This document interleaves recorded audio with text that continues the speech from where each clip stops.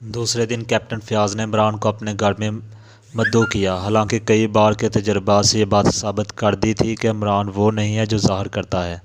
ना वो अहमक है ना खबती। लेकिन फिर भी फयाज ने इसे मूड में लाने के लिए जज साहब की कानी लड़की को भी मद्दू कर लिया था। हालांकि वो इमरान की इस तात्ब को भी मजाक ही समझा था, लेकिन फिर भी इसने सोचा कि थोड़ी तफरीह ही रहेगी। फयाज की बीवी भी इमरान से अच्छी तरह वाकिफ़ थी, और जब फयाज ने इसे इसके इश्क की दास्तान सुनाई तो से इसका बुरा हाल हो गया। फयाज इस वक्त अपने ड्राइंग रूम में बैठा इमरान का इंतज़ार कर रहा था। इसकी बीवी और जज साहब की यकचश्म लड़की राबिया भी मौजूद थी। अभी तक नहीं आए इमरान साहब? फयाज की बीवी ने कलाई पर बंधी हुई घड़ी की तरफ देखते हुए कहा। क्या वक्त हो गया है? फयाज ने पूछा। 7:30। बस 2 मिनट बाद वो इस कमरे में होगा। फयाज मुस्कुराकर बोला। क्यों, ये कैसे? बस इसकी हर बात अजीब होती है। वो इसी किस्म के अवकात मुकर्रर करता है। इसने 7:32 पर आने का वादा किया था, लिहाजा मेरा ख्याल है कि वो इस वक्त हमारे बंगले के करीब ही खड़ा अपनी घड़ी देख रहा होगा। अजीब आदमी मालूम होता है, राबिया ने कहा। अजीब तरीन कहिए। इंग्लैंड से साइंस में डॉक्टरेट लेकर आया है, लेकिन इसके हरकत वो अभी देख लेंगी। इस सदी का सबसे अजीब आदमी है। लीजिए, शायद वही है। दरवाजे पर दस्तक हुई। फयाज उठकर आगे बढ़ा। दूसरे लम्हे में इमरान ड्राइंग रूम में दाखिल हो रहा था। औरतों को देखकर वो कदरे झुका और फिर फयाज से मुसाफा करने लगा। गालबन मुझे सबसे पहले ये कहना चाहिए कि आज मौसम बड़ा खुशगवार है, इमरान बैठता हुआ बोला। फयाज की बीवी हंसने लगी और राबिया ने जल्दी से तारीख शीशों वाली ऐनक लगा ली। आपसे मिलिए, आप मिस राबिया सलीम हैं, हमारे पड़ोसी जज साहब की साहबजादी, और आप मिस्टर अली इमरान, मेरे महकमा के डायरेक्टर जनरल रहमान साहब के साहबजादे। बड़ी खुश हुई, इमरान मुस्कुरा कर बोला। फिर फयाज से कहने लगा, तुम हमेशा गुफ्तगू में गैर ज़रूरी अल्फाज ठूंसते रहते हो जो बहुत ग्रां गुजरते हैं। रहमान साहब के साहबजादे, दोनों साहबों का टकराव बुरा लगता है। इसके बजाय रहमान साहब के ज़ादे या सिर्फ रहमान ज़ादे कह सकते हैं। मैं लटरेरिया आदमी नहीं हूँ, फयाज मुस्कुरा कर बोला। दोनों ख़वातीन भी मुस्कुरा रही थीं। फिर राबिया ने झुककर फयाज की बीवी से कुछ कहा और वो दोनों उठकर ड्राइंग रूम से चली गई। बहुत बुरा हुआ, इमरान बुरा सा मुंह बनाकर बोला। क्या? शायद वो बावर्ची खाने की तरफ गई हैं, फयाज ने कहा। बावर्ची की मदद के लिए आज कोई नहीं है। तो क्या तुमने इसे भी मद्दू किया है? हाँ भाई, क्यों ना करता। मैंने सोचा कि इस बहाने तुम्हारी मुलाकात भी हो जाए। मगर मुझे बड़ी कोफत हो रही है, इमरान ने कहा। क्यों? आखिर इसने धूप का चश्मा क्यों लगाया है? अपना नुक्स छुपाने के लिए। सुनो मियाँ, 2 आँखों वालियाँ मुझे बेहतरी मिल जाएंगी। यहाँ तो मामला सिर्फ इस आँख का है। हाय क्या चीज़ है, किसी तरह इसका चश्मा उतरवाओ, वरना मैं खाना खाए बगैर वापस चला जाऊँगा। मत बको, मैं चला, इमरान उठता हुआ बोला। अजीब आदमी हो, बैठो। फयाज ने इसे दोबारा बिठा दिया। चश्मा उतरवाओ, मैं इसका कायल नहीं हूँ कि महबूब सामने हो और अच्छी तरह दीदार भी नसीब ना हो। ज़रा आस्ता बोलो, फयाज ने कहा। मैं तो अभी इससे कहूँगा। क्या कहोगे? यही जो तुमसे कह रहा हूँ। यार खुदा के लिए, क्या बुराई है इसमें? मैंने सख्त गलती की, फयाज बुरबुराया। वाह, गलती तुम करो और भुगतो वह। नहीं फयाज साहब, मैं इसे कहूँगा कि बराए करम चश्मा तार दीजिए, मुझे आपसे मरम्मत हो गई है। मरम्मत? मरम्मत? शायद मैंने गलत लफ्ज़ इस्तेमाल किया है। बोलो भाई, क्या होना चाहिए? मोहब्बत, फयाज बुरा मुंह बनाकर बोला। जियो, मोहब्बत हो गई है तो वो इस पर क्या कहेगी? चांटा मार देगी, फयाज झंझलाकर बोला। फिक्र न करो, मैं चांटे को चांटे पर रोक लेने की आर्ट से बखूबी वाकिफ़ हूँ। तरीका वही होता है जो तलवार पर तलवार रोकने का हुआ करता था। यार खुदा के लिए कोई हिमाकत ना कर बैठना। अक्लमंदी की बात करना एक अहमद की खुली हुई तौहीन है। अब बुलाओ ना। दिल की जो हालत है बयान कर भी सकता हूँ और नहीं भी कर सकता। वो क्या होता है जुदाई में? बोलो ना यार, कौन सा लफ्ज़ है? मैं नहीं जानता, फयाज झुंझला कर बोला। खैर होता होगा कुछ, डिक्शनरी में देख लूँगा। वैसे मेरा दिल धड़क रहा है, हाथ काँप रहे हैं, लेकिन हम दोनों के दरमियान धूप का चश्मा हायल है। मैं इसे नहीं बर्दाश्त कर सकता। चंद लम्हे खामोशी रही। इमरान मेज़ पर रखे हुए गुलदान को इस तरह घूर रहा था जैसे इसने इसे कोई सख्त बात कह दी हो। आज कुछ नई बातें मालूम हुई हैं, फयाज ने कहा। ज़रूर मालूम हुई होंगी, इमरान अहमकों की तरह सर हिलाकर बोला। मगर नहीं, पहले मैं तुम्हें इन ज़ख्मों के मुतल्लिक़ बताऊँ। तुम्हारा ख्याल दुरुस्त निकला। ज़ख्मों की गहराई बिल्कुल बराबर है। کیا تم خواب دیکھ رہے ہو؟ عمران نے کہا۔ کیوں؟ کن زخموں کی باتیں کر رہے ہو؟ دیکھو عمران، میں احمق نہیں ہوں۔ پتہ نہیں، جب تک 3 گواہ نہ پیش کرو یقین نہیں آ سکتا۔ کیا تم کل والی لاش بھول گئے؟ لاش؟ ارے ہاں، یاد آ گیا، وہ 3 زخم برابر نکلے۔ ہاں، اب کیا کہتے ہو؟ فیاض نے پوچھا۔ سنگو آہن بے نیازے غم نہیں، دیکھ ہر دیوار در سے سر نہ مار۔ عمران نے گنگنا کر تان ماری اور میز پر طبلہ بجانے لگا۔ تم سنجیدہ نہیں ہو سکتے، فیاض اکتا کر بے دلی سے بولا۔ اس کا چشمہ تروا دینے کا وعدہ کرو تو میں سنجیدگی سے گفت کرنے پر تیار ہوں۔ کوشش کروں گا بابا، میں نے اسے ناحق مدعو کیا۔ دوسری بات یہ کہ کھانے میں کتنی دیر ہے؟ شاید آدھا گھنٹہ، وہ ایک نوکر بیمار ہو گیا ہے۔ خیر ہاں، جج صاحب سے کیا باتیں ہوئیں؟ وہی بتانے جا رہا تھا، کنجی اس کے پاس موجود ہے، اور دوسری بات یہ کہ وہ عمارت انہیں اپنے خاندانی ترکے میں نہیں ملی تھی۔ پھر؟ عمران توجہ اور دلچسپی سے سن رہا تھا۔ وہ دراصل ان کے ایک دوست کی ملکیت تھی اور اس دوست نے اسے خریدا تھا۔ ان کی دوستی بہت پرانی تھی، لیکن فکر معاش نے انہیں ایک دوسرے سے جدا کر دیا۔ آج سے 5 سال قبل اچانک جج صاحب کو اس کا ایک خط ملا جو اسی عمارت سے لکھا گیا تھا۔ اس نے لکھا تھا کہ اس کی حالت بہت خراب ہے اور شاید وہ زندہ نہ رہ سکے، لہٰذا وہ مرنے سے پہلے ان سے بہت اہم بات کہنا چاہتا ہے۔ تقریباً 15 سال بعد جج صاحب کو اس دوست کے متعلق کچھ معلوم ہوا تھا۔ ان کا وہاں پہنچنا ضروری تھا، بہرحال وہ وقت پر نہ پہنچ سکے اور ان کے دوست کا انتقال ہو چکا تھا۔ معلوم ہوا کہ وہاں تنہا ہی رہتا تھا۔ ہاں، تو جج صاحب کو بعد میں معلوم ہوا کہ مرنے والے نے وہ عمارت قانونی طور پر جج صاحب کی طرف منتقل کر دی تھی، لیکن یہ نہ معلوم ہو سکا کہ وہ ان سے کیا کہنا چاہتا تھا۔ عمران تھوڑی دیر تک کچھ سوچتا رہا، پھر بولا، ہاں، اور اس کمرے کے پلاسٹر کے متعلق پوچھا تھا؟ جج صاحب نے اس سے لالمی ظاہر کی، البتہ انہوں نے یہ بتایا کہ ان کے دوست کی موت اسی کمرے میں واقع ہوئی تھی۔ قتل؟ عمران نے پوچھا۔ نہیں، قدرتی موت۔ گاؤں والوں کے بیان کے مطابق وہ عرصہ سے بیمار تھا۔ اس نے اس عمارت کو کسی سے خریدا تھا؟ عمران نے پوچھا۔ آخر اس سے کیا بحث، تم عمارت کے پیچھے کیوں پڑ گئے ہو؟ محبوبہ یک چشم کے والد بزرگوار سے یہ بھی پوچھو۔ ذرا آہستہ، عجیب آدمی ہو، اگر اس نے سن لیا تو؟ سننے دو، ابھی میں اس سے اپنے دل کی بات بیان کروں گا۔ یار عمران، خدا کے لیے کیسے آدمی ہو تم؟ فضول باتیں مت کرو، عمران بولا۔ ذرا جج صاحب سے وہ کنجی مانگ لاؤ۔ اوہ، کیا ابھی؟ ابھی اور اسی وقت۔ فیاض اٹھ کر چلا گیا اور اس کے جاتے ہی وہ دونوں خواتین ڈرائنگ روم میں داخل ہوئیں۔ کہاں گئے؟ فیاض کی بیوی نے پوچھا۔ شراب پینے، عمران نے بڑی سنجیدگی سے کہا۔ کیا؟ فیاض کی بیوی منہ پھاڑ کر بولی، پھر ہنسنے لگی۔ کھانا کھانے سے پہلے ہمیشہ تھوڑی سی پیتے ہیں، عمران نے کہا۔ آپ کو غلط فہمی ہوئی ہے، وہ ایک ٹانک ہے۔ ٹانک کی خالی بوتل میں شراب رکھنا مشکل نہیں۔ لڑانا چاہتے ہیں آپ؟ فیاض کی بیوی ہنس پڑی۔ کیا آپ کی آنکھوں میں کچھ تکلیف ہے؟ عمران نے رابعہ کو مخاطب کیا۔ جی نہیں، رابعہ نروس نظر آنے لگی۔ کچھ نہیں، فیاض کی بیوی جلدی سے بولی، عادت ہے، تیز روشنی برداشت نہیں ہوتی، اس لیے یہ چشمہ۔ اوہ اچھا، عمران بڑبڑایا۔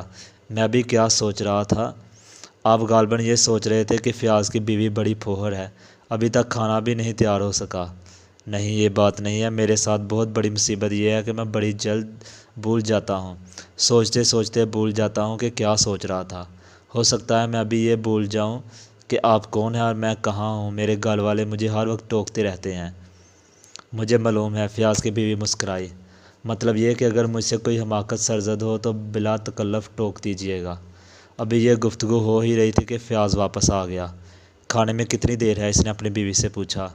بس ذرا سی، فیاض نے کنجی کا کوئی تذکرہ نہیں کیا اور عمران کے انداز سے بھی ایسا معلوم ہو رہا تھا جیسے وہ بھول ہی گیا ہو کہ اس نے فیاض کو کہاں بھیجا تھا۔ تھوڑی دیر بعد کھانا آ گیا۔ کھانے کے دوران میں عمران کی آنکھوں سے آنسو بہہ رہے تھے۔ سب نے دیکھ لیا لیکن کسی نے پوچھا نہیں۔ خود فیاض، جو عمران کی رگ رگ سے واقف ہونے کا دعویٰ رکھتا تھا، کچھ نہ سمجھ سکا۔ فیاض کی بیوی اور رابعہ تو بار بار کنکھیوں سے اسے دیکھ رہی تھیں۔ آنسو کسی طرح رکنے کا نام ہی نہ لیتے تھے۔ خود عمران کے انداز سے ایسا معلوم ہو رہا تھا جیسے اسے بھی ان آنسوؤں کا علم نہ ہو۔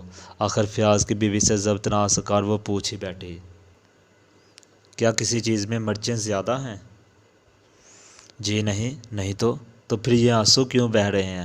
آنسو؟ کہاں؟ عمران نے اپنے چہرے پر ہاتھ پھیرتا ہوا بولا۔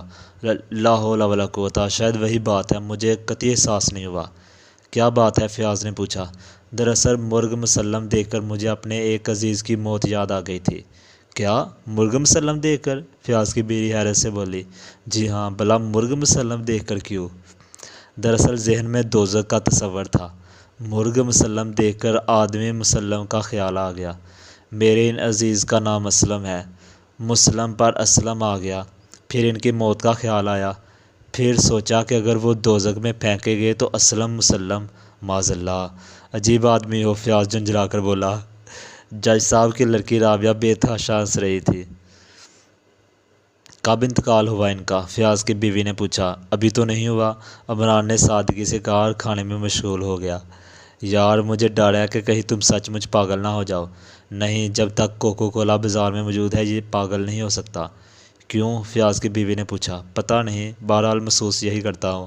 کھانا ختم ہو جانے کے بعد بھی شاید جج صاحب کی لڑکی وہاں بیٹھنا چاہتی تھی، لیکن فیاض کی بیوی اسے کسی بہانے سے اٹھا لے گئی۔ شاید فیاض نے اسے اشارہ کر دیا تھا۔ ان کے جاتے ہی فیاض نے عمران کو کنجی پکڑا دی اور عمران تھوڑی دیر تک اس کا جائزہ لیتے رہنے کے بعد بولا، ابھی حال ہی میں اس کی ایک نقل تیار کی گئی ہے۔ اس کے سوراخ کے اندر موم کے ذرات ہیں۔ موم کا سانچہ سمجھتے ہو نا؟ رات تاریک تھی اور آسمان میں سیاہ بادلوں کے مرغالے چھائے چکراتے پھر رہے تھے۔ کیپٹن فیاض کی موٹر سائیکل اندھیرے کا سینہ چیرتی ہوئی چکنی سڑک پر پھسلتی جا رہی تھی۔ کیریئر پر عمران الوؤں کی طرح دیدے پھرا رہا تھا۔ اس کے ہونٹ بینچے ہوئے تھے اور نتنے پھڑک رہے تھے۔ دفعتاً وہ فیاض کا شانہ تھپ تھپا کر بولا، یہ تو طے شدہ بات ہے کہ کسی نے والد یکم چشم کی کنجی کی نقل تیار کروائی ہے۔ ہوں، لیکن آخر کیوں؟ پوچھ کر بتاؤں گا۔ کس سے؟ بے کران نیلے آسمان سے، تاروں بڑی رات سے، ہولے ہولے چلنے والی ٹھنڈی ہواؤں سے، لل حول ولا قوت، ہواؤں سے۔ فیاض کچھ نہ بولا۔ عمران بڑبڑاتا رہا، لیکن شہید میاں کی قبر کی جاروب کشی کرنے والے کی کنجی، اس کا حاصل کرنا نسبتاً آسان رہا ہوگا۔ بہرحال ہمیں اس عمارت کی تاریخ معلوم کرنی ہے۔ شاید ہم اس کے نواح میں پہنچ گئے ہیں۔ موٹر سائیکل روک دو۔ فیاض نے موٹر سائیکل روک دی۔ انجن بند کر دو۔ فیاض نے انجن بند کر دیا۔ عمران نے اس کے ہاتھ سے موٹر سائیکل لے کر ایک جگہ جاڑی میں چھپا دی۔ آخر کرنا کیا چاہتے ہو؟ فیاض نے پوچھا۔ میں پوچھتا ہوں تم مجھے کیوں ساتھ لیے پھرتے ہو؟ عمران بولا۔ وہ قتل جو اس عمارت میں ہوا تھا۔ قتل نہیں، حادثہ کہو۔ حادثہ؟ کیا مطلب؟ فیاض حیرت سے بولا۔ مطلب کے لیے دیکھو غیاث اللغات صفحہ 112۔ ویسے 112 پر بیگم پارہ یاد آ رہی ہے۔ بیگم پارہ کے ساتھ امرت دارا ضروری ہے، ورنہ ڈیوڈ کی طرح چندیا صاف۔ فیاض جھنجھلا کر خاموش ہو گیا۔ دونوں آہستہ آہستہ اس عمارت کی طرف بڑھ رہے تھے۔ انہوں نے پہلے پوری عمارت کا چکر لگایا، پھر صدر دروازے کے قریب پہنچ کر رک گئے۔ اوہ، عمران آہستہ سے بڑبڑایا، تالا بند نہیں ہے۔ کیسے دیکھ لیا تم نے؟ مجھے تو سجائی نہیں دیتا، فیاض نے کہا۔ تم الو نہیں ہو، عمران بولا۔ چلو ادھر سے ہٹ جاؤ۔ دونوں وہاں سے ہٹ کر پھر مکان کی پشت پر آئے۔ عمران اوپر کی طرف دیکھ رہا تھا۔ دیوار کافی اونچی تھی۔ اس نے جیب سے ٹارچ نکال لی اور دیوار پر روشنی ڈالنے لگا۔ میرا بوجھ سنبھال سکو گے؟ اس نے فیاض سے پوچھا۔ میں نہیں سمجھا۔ تمہیں سمجھانے کے لیے تو باقاعدہ بلیک بورڈ اور چاک سٹک چاہیے۔ مطلب یہ کہ میں اوپر جانا چاہتا ہوں۔ کیوں؟ کیا یہ سمجھتے ہو کہ کوئی اندر موجود ہے؟ فیاض نے کہا۔ نہیں، یوں ہی جک مارنے کا ارادہ ہے۔ چلو بیٹھ جاؤ، میں تمہارے کندھوں پر کھڑا ہو کر۔ پھر بھی دیوار بہت اونچی ہے۔ یار فضول بحث نہ کرو، عمران اکتا کر بولا، ورنہ میں واپس جا رہا ہوں۔ تو ان کرن فیاض دیوار کی جار میں بیٹھ گیا۔ اما جوتے تو اتار لو، فیاض نے کہا۔ لے کر بھاگنا مت، عمران نے کہا اور جوتے اتار کر اس کے کندھوں پر کھڑا ہو گیا۔ چلو اب اٹھو۔ فیاض آہستہ آہستہ اٹھ رہا تھا۔ عمران کا ہاتھ روشن دان تک پہنچ گیا اور دوسرے لمحے میں وہ بندروں کی طرح دیوار پر چڑھ رہا تھا۔ فیاض منہ پھاڑے حیرت سے اسے دیکھ رہا تھا۔ وہ سوچ رہا تھا کہ عمران آدمی ہے یا شیطان؟ کیا یہ وہی احمق ہے جو بعض اوقات کسی کیچوے کی طرح بالکل بے ضرر معلوم ہوتا ہے؟ جن روشن دانوں کی مدد سے عمران اوپر پہنچا تھا، انہی کے ذریعے دوسری طرف اتر گیا۔ چند لمحے وہ دیوار سے لگا کھڑا رہا، پھر آہستہ آہستہ اس طرف بڑھنے لگا جدھر سے کئی قدموں کی آہٹیں مل رہی تھیں۔ اور پھر اسے یہ معلوم کر لینے میں دشواری نہ ہوئی کہ وہ نامعلوم آدمی اسی کمرے میں تھے جس میں اس نے لاش دیکھی تھی۔ کمرے کا دروازہ اندر سے بند تھا، لیکن دروازوں سے موم بتی کی ہلکی زرد روشنی چھن رہی تھی۔ اس کے علاوہ دالان بالکل تاریک تھی۔ عمران دیوار سے چپکا ہوا آہستہ آہستہ دروازے کی طرف بڑھنے لگا، لیکن اچانک اس کی نظر شہید مرد کی قبر کی طرف اٹھ گئی، جس کا تعویذ اوپر اٹھ رہا تھا۔ تعویذ اور فرش کے درمیان خلا میں ہلکی سی روشنی تھی، اور اس خلا سے دو خوفناک آنکھیں اندھیرے میں گھور رہی تھیں۔ عمران سہم کر رک گیا، وہ آنکھیں پھاڑے قبر کی طرف دیکھ رہا تھا۔ اچانک قبر سے ایک چیخ بلند ہوئی۔ چیخ تھی یا کسی ایسی بندریا کی آواز جس کی گردن کسی کتے نے دبوچ لی ہو۔ عمران جھپٹ کر برابر والے کمرے میں گھس گیا۔ وہ جانتا تھا کہ اس چیخ کا رد عمل دوسرے کمرے والوں پر کیا ہوگا۔ وہ دروازے میں کھڑا قبر کی طرف دیکھ رہا تھا۔ تعویذ ابھی تک اٹھا ہوا تھا اور وہ خوفناک آنکھیں اب بھی چنگاریاں برسا رہی تھی۔ دوسری چیخ کے ساتھ ہی برابر والے کمرے کا دروازہ کھلا۔ ایک چیخ پھر سنائی دی جو پہلی سے مختلف تھی۔ غالباً یہ نامعلوم آدمیوں سے کسی کی چیخ تھی۔ بھوت بھوت، کوئی کپکپاتی ہوئی آواز میں بولا، اور پھر ایسا معلوم ہوا جیسے کئی آدمی صدر دروازے کی طرف بھاگ رہے ہوں۔ تھوڑی دیر بعد سناٹا ہو گیا۔ قبر کا تعویذ برابر ہو گیا تھا۔ عمران زمین پر لیٹ کر سینے کے بال رینگتا ہوا صدر دروازے کی طرف بڑھا۔ کبھی کبھی وہ پلٹ کر قبر کی طرف بھی دیکھ لیتا تھا، لیکن پھر تعویذ نہیں اٹھا۔ صدر دروازہ باہر سے بند ہو چکا تھا۔ عمران اچھی طرح اطمینان کر لینے کے بعد پھر لوٹ پڑا۔ لاش والے کمرے کا دروازہ کھلا ہوا تھا، لیکن اب وہاں اندھیرے کی حکومت تھی۔ عمران نے آہستہ سے دروازہ بند کر کے ٹارچ نکالی، لیکن روشنی ہوتے ہی انا للہ و انا الیہ راجعون، وہ آہستہ سے بڑبڑایا، خدا تمہاری بھی مغفرت کرے۔ ٹھیک اسی جگہ جہاں وہ اس سے قبل بھی ایک لاش دیکھ چکا تھا، دوسری پڑی ہوئی دکھائی دی۔ اس کی پشت پر بھی 3 زخم تھے جن سے خون بہہ بہہ کر فرش پر پھیل رہا تھا۔ عمران نے جھک کر اسے دیکھا۔ یہ ایک خوش وضع اور کافی خوبصورت جوان تھا، اور لباس سے کسی اونچی سوسائٹی کا فرد معلوم ہوتا تھا۔ آج ان کی، کل اپنی باری ہے، عمران درویشانہ انداز میں بڑبڑاتا ہوا سیدھا ہو گیا۔ اس کے ہاتھ میں کاغذ کا ایک ٹکڑا تھا جو اس نے مرنے والے کی مٹھی سے بددقت تمام نکالا تھا۔ وہ چند لمحے اسے ٹارچ کی روشنی میں دیکھتا رہا، پھر معنی خیز انداز میں سر ہلا کر کوٹ کی اندرونی جیب میں رکھ لیا۔ کمرے کے بقیہ حصوں کی حالت بینہ وہی تھی جس نے پچھلی مرتبہ دیکھی تھی۔ کوئی خاص فرق نظر نہیں آ رہا تھا۔ تھوڑی دیر بعد وہ پھر پچھلی دیوار سے نیچے اتر رہا تھا۔ آخری روشن دان پر پیر رکھ کر اس نے چھلانگ لگا دی۔ تمہاری یہ خصوصیت بھی آج ہی معلوم ہوئی، فیاض آہستہ سے بولا۔ کیا اندر کسی بندریا سے ملاقات ہو گئی تھی؟ آن پہنچی تھی یہاں تک؟ عمران نے پوچھا۔ ہاں، لیکن میں نے ان اطراف میں بندر نہیں دیکھے۔ ان کے علاوہ کوئی دوسری آواز؟ ہاں، شاید تم ڈر کر چیخے تھے، فیاض بولا۔ لاش اسی وقت چاہیے یا صبح؟ عمران نے پوچھا۔ لاش؟ فیاض اچھل پڑا۔ کیا کہتے ہو؟ کیسی لاش؟ کسی شاعر نے وہ غزلہ عرض کر دیا ہے۔ اے دنیا کے عقلمند ترین احمق، صاف صاف کہو، فیاض جھنجھلا کر بولا۔ ایک دوسری لاش، 3 زخم، زخموں کا فاصلہ 5 انچ۔ پوسٹ مارٹم کی رپورٹ کے مطابق ان کی گہرائی بھی یکساں نکلے گی۔ یار بیوقوف مت بناؤ، فیاض عاجزی سے بولا۔ جج صاحب، والی کنجی موجود ہے، عقلمند بن جاؤ، عمران نے خشک لہجے میں کہا۔ لیکن یہ ہوا کس طرح؟ اسی طرح جیسے شعر ہوتے ہیں، لیکن یہ شعر مجھے بڑتی کا معلوم ہوتا ہے، جیسے میر کا یہ شعر۔ میر کے دین و مذہب کو کیا پوچھتے ہو، اب اس نے تو کشکا کھینچا، دیر میں بیٹھا، کب کا ترک اسلام کیا۔ بھلا بتاؤ، دیر میں کیوں بیٹھا، جلدی کیوں نہیں بیٹھا گیا؟ دیر نہیں، دیر یعنی بت خانہ، فیاض نے کہا، پھر بڑبڑا کر بولا۔ لا حول ولا قوت، میں بھی اسی لغویت میں پڑ گیا۔ وہ لاش عمارت کے کس حصہ میں ہے؟ اسی کمرے میں، اور ٹھیک اسی جگہ جہاں پہلی لاش ملی تھی۔ لیکن وہ آواز کیسی تھی؟ فیاض نے پوچھا۔ اور نہ پوچھو تو بہتر ہے، میں نے اتنا مضحکہ خیز منظر آج تک نہیں دیکھا۔ یعنی؟ پہلے ایک گدھا دکھائی دیا جس پر ایک بندریا سوار تھی، پھر ایک دوسرا سایہ نظر آیا جو یقیناً کسی آدمی کا۔ اندھیرے میں بھی گدھے اور آدمی میں فرق کیا جا سکتا ہے، کیا تمہارا کیا خیال ہے؟ مجھے افسوس ہے کہ تم ہر وقت غیر سنجیدہ رہتے ہو۔ یار فیاض، سچ کہنا، اگر تم ایک آدمی کو کسی بندریا کا منہ چومتے دیکھو تو تمہیں غصہ آئے گا یا نہیں؟ فضول وقت برباد کر رہے ہو تم۔ اچھا چلو، عمران اس کا شانہ تھپکتا ہوا بولا۔ وہ دونوں صدر دروازے کی طرف آئے۔ کیوں خام خواہ پریشان کر رہے ہو؟ فیاض نے کہا۔ کنجی نکالو۔ دروازہ کھول کر دونوں لاش والے کمرے میں آئے۔ عمران نے ٹارچ روشن کی، لیکن وہ دوسرے لمحے میں اس طرح سر ہلا رہا تھا جیسے دماغ پر دفعتاً گرمی چڑھ گئی ہو۔ لاش غائب تھی۔ یہ کیا مذاق ہے؟ فیاض بنا کر پلٹ پڑا۔ ہوں، بعض عقلمند شاعر بھرتی کے شعر اپنی غزلوں سے نکال بھی دیا کرتے ہیں۔ یار عمران، میں باز آیا تمہاری مدد سے، مگر میری جان یہ لو دیکھو، نقش فریادی ہے کسی کی شوخی تحریر کا۔ لاش غائب کرنے والے نے ابھی خون کے تازہ دھبوں کا کوئی انتظام نہیں کیا۔ مرزا افتخار رفیع سودا یا کوئی صاحب فرماتے ہیں، قاتل ہماری لاش کو تشہیر دے ضرور آئندہ، تاکہ کوئی نہ کسی سے وفا کرے۔ فیاض جھک کر فرش پر پھیلے ہوئے خون کو دیکھنے لگا۔ لیکن لاش کیا ہوئی؟ وہ گھبرائے ہوئے لہجے میں بولا۔ فرشتے اٹھا لے گئے۔ مرنے والا بہشتی تھا، مگر لا حول ولا۔